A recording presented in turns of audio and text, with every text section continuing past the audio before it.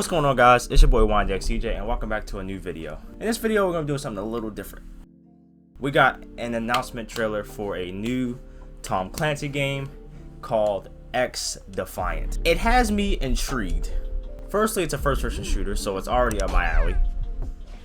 Then on top of that, it's a game that encompasses portions of the Tom Clancy universe and puts them into one.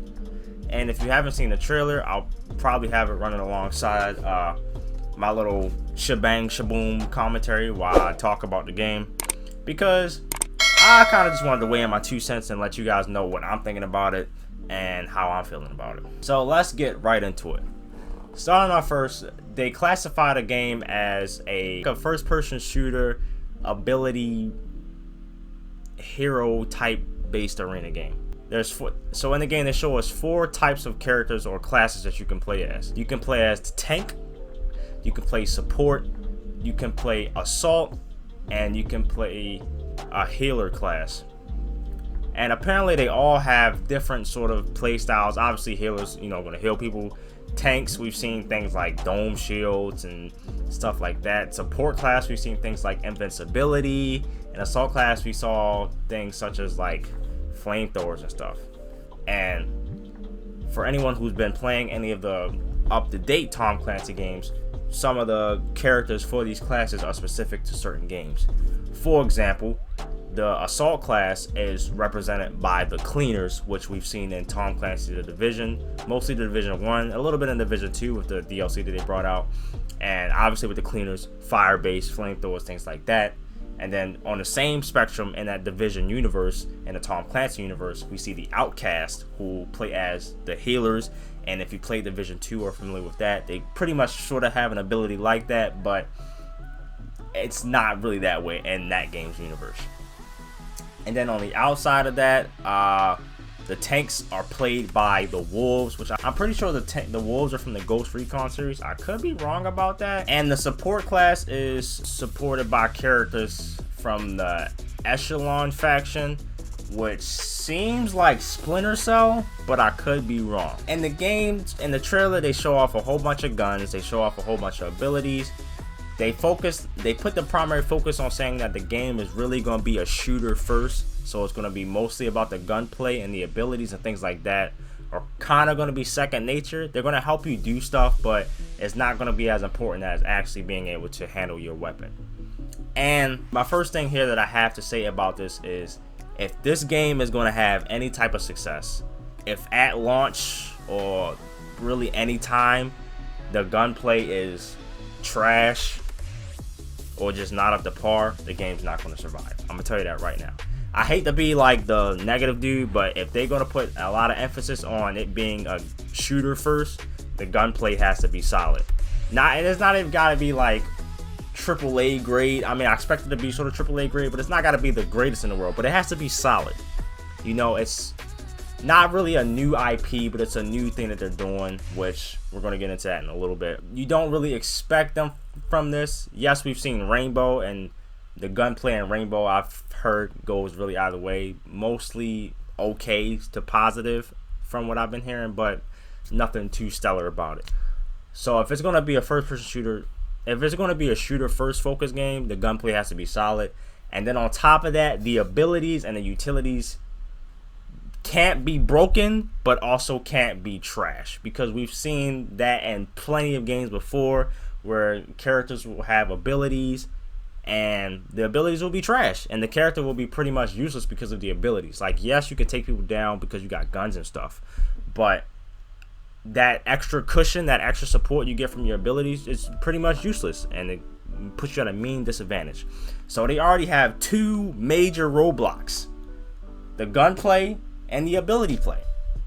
Then you could also sort of weave in the classes on top of that if there's going to be like a natural balance of it. Like if you have 3 tank characters or something like that. I don't know if they confirmed if you can only have 1 of each, but like how the class is going to play and sort of overlapping or countering each other. Things like that, So really for me right now, 2 main roadblocks from the trailer that I'm seeing: how is the gunplay going to be, and how is the abilities going to be. From the trailer, the gunplay looks I don't know. It's one of those things personally I need to get a feel for. I need to see how it plays, because some things look a little stiff, some things look like it flow a little bit, but for the most part it's kind of just for me right now. But getting into this being sort of like a new IP, it's not really new because it pulls from many areas that they already talked about, which is Ghost Recon, The Division, Splinter Cell, things like that. And then on top of that, a shooter, which they've already done. Ubisoft, I've been saying this for the longest time, Ubisoft just do fucking everything. Like, there'll be so many different titles that Ubisoft has that you won't even think they're Ubisoft games because of how vastly different they are. I mean, let's take Steep and Assassin's Creed, for example. Two completely different titles, but they're both under the Ubisoft umbrella. And then to add like Rainbow Six on top of that, like, they're all completely different games, but they're still made in that same sort of Ubisoft scope. So this isn't really different, but it adds to that like level of diversity that Ubisoft's been trying to tote for like the last like 10 years, to be honest. And I've been seeing a lot of things online where like a lot of people are like begging and pleading for like better Ghost Recon games, a new Splinter Cell game, and I've been seeing some people put like predetermined hate on this game already because of those like feelings, which, to be fair, I completely agree with. If you have an IP or you have a series that does well, historically does well, then what's the point of not putting it out? The reasons, I don't know. I couldn't really say. I'm nowhere near connected to them at all, but this is just me talking shit. But it doesn't really make a lot of sense to neglect the things that are already working for you or have worked for you, and on top of that, continuously try to put out new things or improve things. While it does, because this, in my opinion, does two things. Yes, on one hand, it kind of reaches that net out to possibly grab new people for your games and then bring them into your ecosystem of games you already have.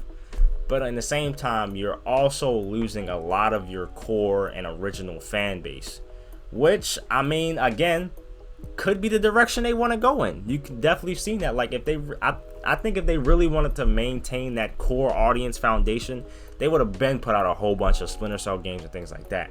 But from what they showed us from the past like 6 years with Rainbow and XDefiant and Ghost Recon, it seems like they're really, and Assassin's Creed, it seems like they're really trying to go in a new direction with how they tote their games and how they tote their ecosystem.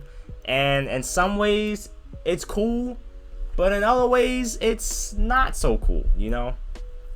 And that really will sort of hurt how this game does almost immediately. And for me, I'm a very small brain person, I'm not gonna lie. Like, when I see things that look cool, I'm gonna get hyped for it. For example, in this game, yes, the gunplay doesn't look top tier. Again, we talked about it earlier, but they're also pulling from franchises that I really like, aka the Division franchise. Like, it kind of already sort of sold me to at least attempt to try the game when I saw that there were going to be factions from games that I like already and I could play as. Like, that's sort of something that I think certain fans always wanted. Like, you know, there's always those fans that wish they could play as the bad guy or a certain type of character, but they never could because of how the game is structured. And now you sort of kind of get to live in that with this game. At least that's how I'm seeing it. So that's already like stellar for me. Again, I'm interested to try it because, one, Ubisoft's trying something new and they seem like they're really interested in getting the community's feedback on it. A lot of companies say that, but only time will tell if they really want to be like that. And again, I'm always one for trying new shooters. I love shooters, especially shooters set in this universe, so always set up to try it. Not really hype for it. Hype is a strong word. I'm not hype, but I'm also not shitting on the game. Like, there's a lot of people that I see that are like really negative towards the game already just from like this one trailer alone, which, I mean, everybody's entitled to their own opinion, but it always was sort of strange to me to make those assumptions about things when you've only seen like a snippet of information on it, you know? Maybe if it was like 3 or 4 trailers in, we seen some some real gameplay footage and things like that, then maybe people could say some things. I mean, again, this is my first impressions of XDefiant from the announcement trailer that they had that came out the 19th, and it looks alright to me. You know, it seems like it's going to be one of those sort of, nothing about it seems like it's going to stand out from a lot of things, which might be a downfall, but it might not. You never know how these games sort of play out.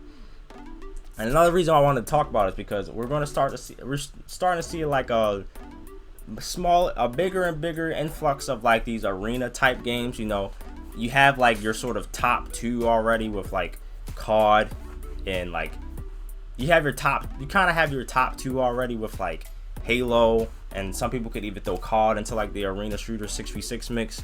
And then if you've seen my other video about Splitgate,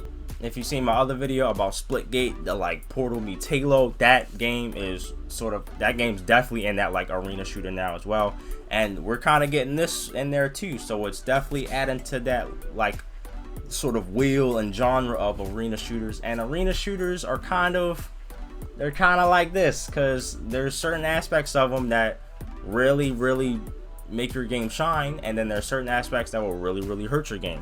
For example, if the gunplay is trash, no matter what you do outside of that, the game is not going to be great, because the core foundation of how you play the game isn't fun. So that goes back to my original point. I'm intrigued to play it. They piqued my interest for certain reasons, but my main 2 concerns right now: how is the gunplay going to be, and how is the ability based and character based systems going to affect the gameplay and the balance of this game. But guys, that's my take on Tom Clancy's XDefiant.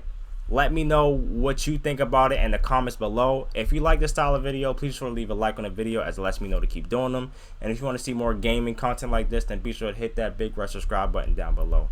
It's been your boy CJ. I'll catch you guys in the next video. Peace out.